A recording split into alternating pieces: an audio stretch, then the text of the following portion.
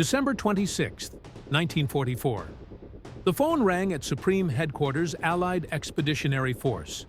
On the other end, General George S. Patton delivered 4 words that changed everything. "We're through to Bastogne." Eisenhower had been expecting this call, but not for another 3 or 4 days. Not through a blizzard. Not after the impossible 90-degree pivot everyone said couldn't be done. For once, Patton had actually kept his word and done the impossible.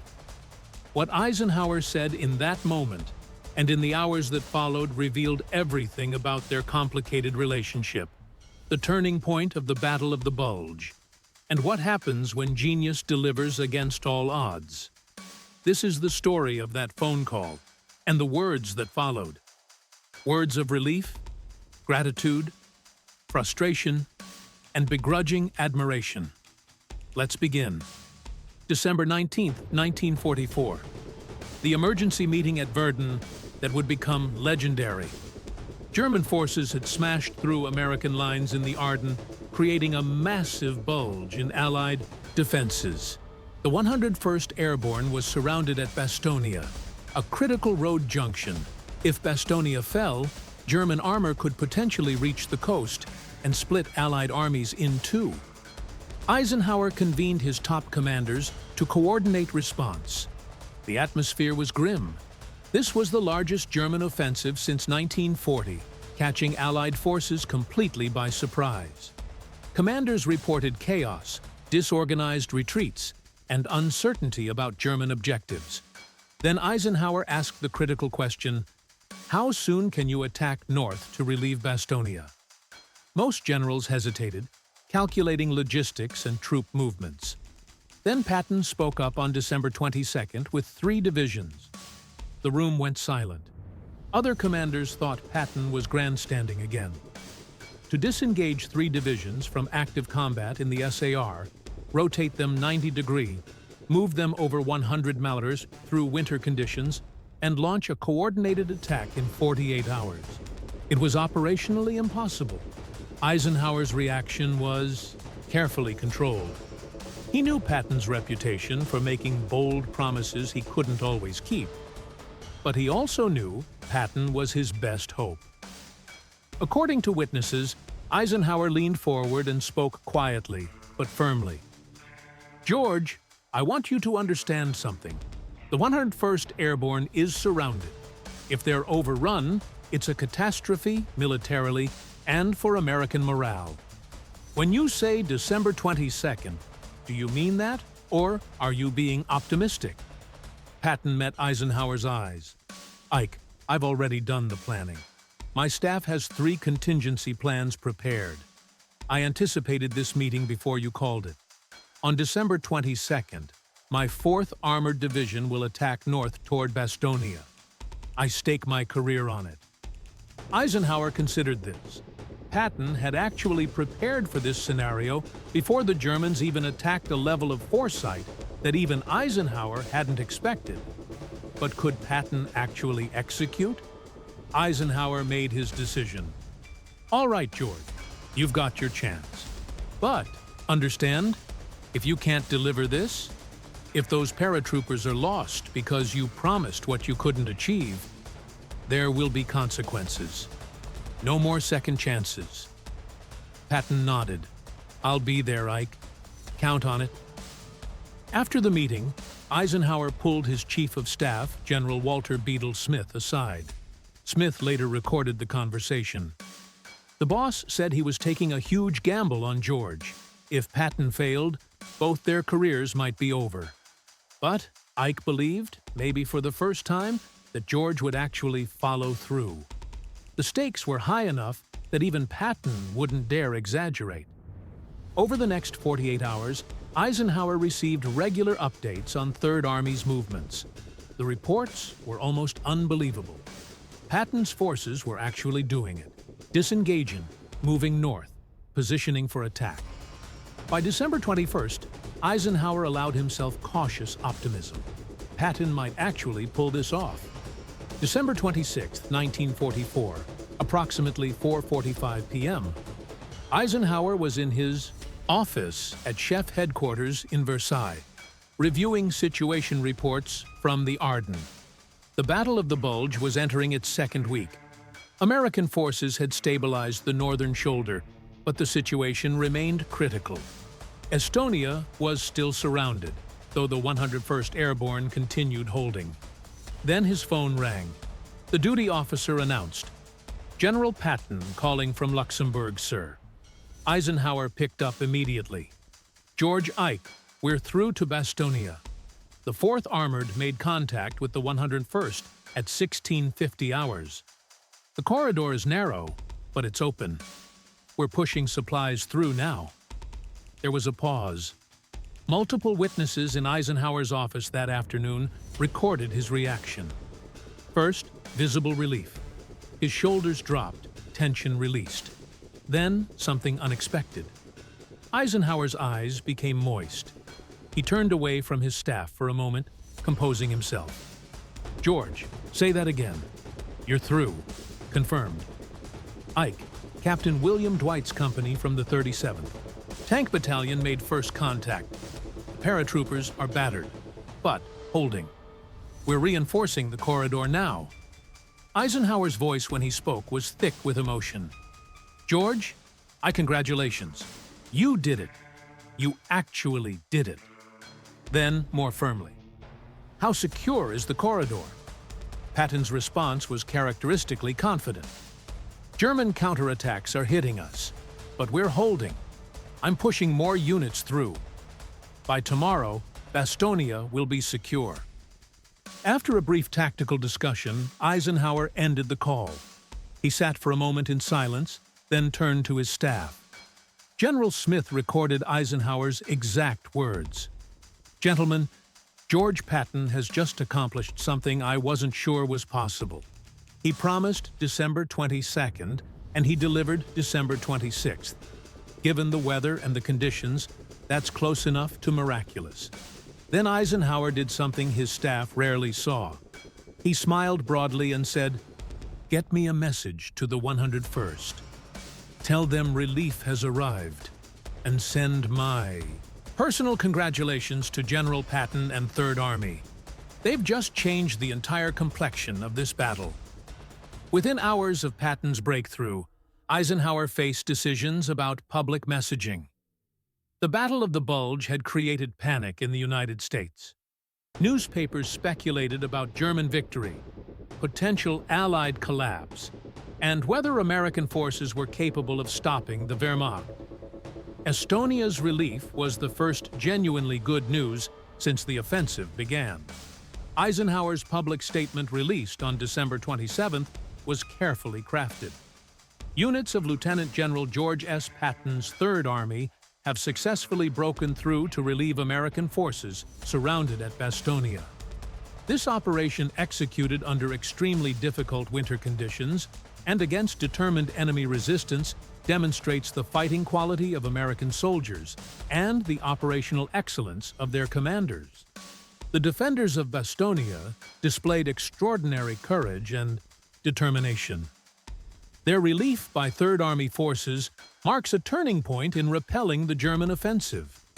The statement was diplomatic, praising both the 101st Airborne's defense and 3rd Army's relief operation.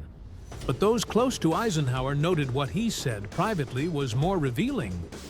To British Field Marshal Montgomery, who was coordinating the northern response, Eisenhower wrote, "Patton's performance in relieving Bastogne was exceptional. The speed with which he pivoted his army and launched a coordinated attack exceeded my expectations. And I suspect German expectations as well." To General Bradley, Patton's immediate superior, Eisenhower was more candid. "George delivered when it mattered most. Whatever frustrations I've had with his behavior and insubordination, this operation justifies my decision to keep him in command." He did what no other general could have done. But Eisenhower also sent a personal note to Patton, and this message revealed the complexity of their relationship. "George, congratulations on a brilliant operation, brilliantly executed. Your planning, your Army's execution, and your personal leadership made the difference. I am proud of what Third Army accomplished. However, I want to be clear. This does not erase previous issues or give license for future insubordination. You've proven what you can do when you follow orders and work within the command structure. Continue doing that, and there's no limit to what you can achieve. The message was pure Eisenhower. Genuine praise combined with a reminder of boundaries. He wanted Patton to understand that success didn't excuse everything.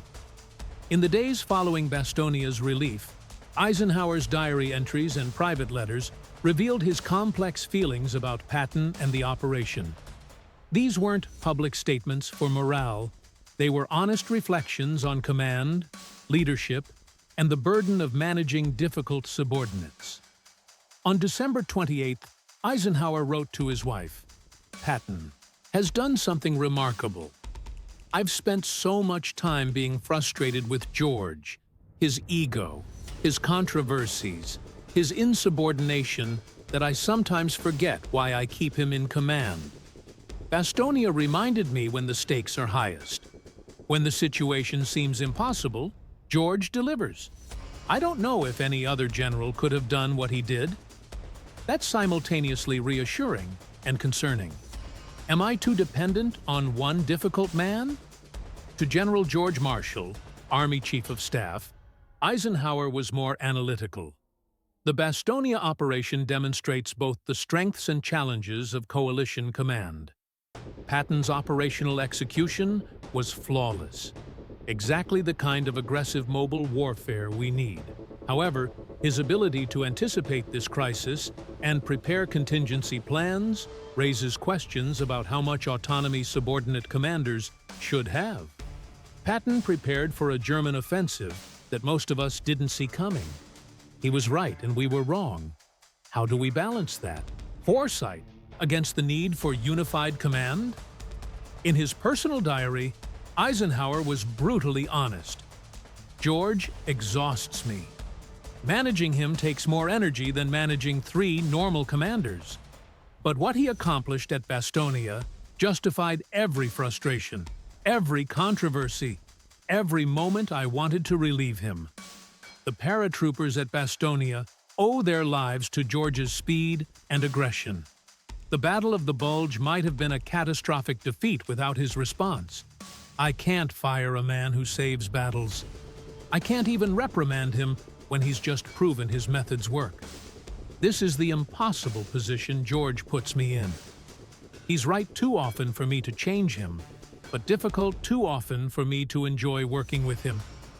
Perhaps most tellingly, Eisenhower wrote to British Prime Minister Winston Churchill, "General Patton has demonstrated why, despite his difficulties, he remains invaluable.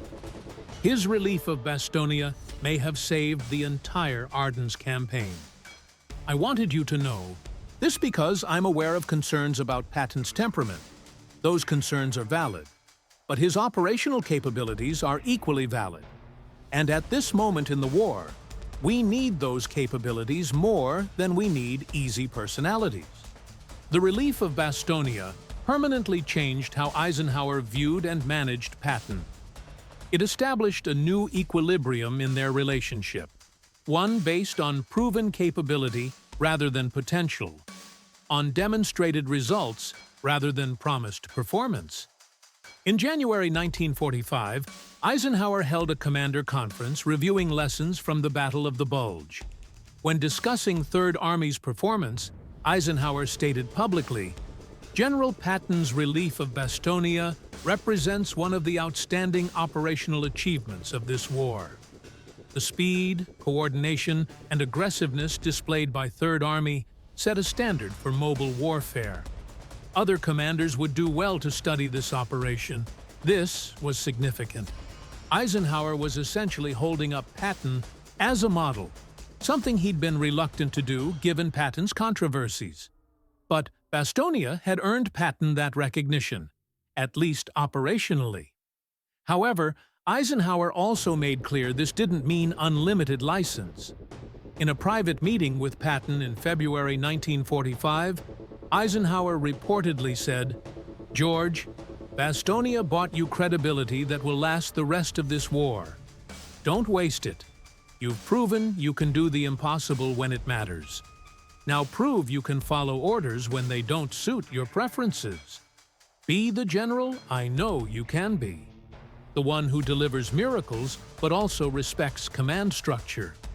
For the remainder of the European campaign, Eisenhower gave Patton more operational freedom than he gave other commanders. Third Army received ambitious objectives and the resources to achieve them with less micromanagement than before Bastogne. Eisenhower had learned that Patton performed best when given clear objectives and room to maneuver. Years after the war.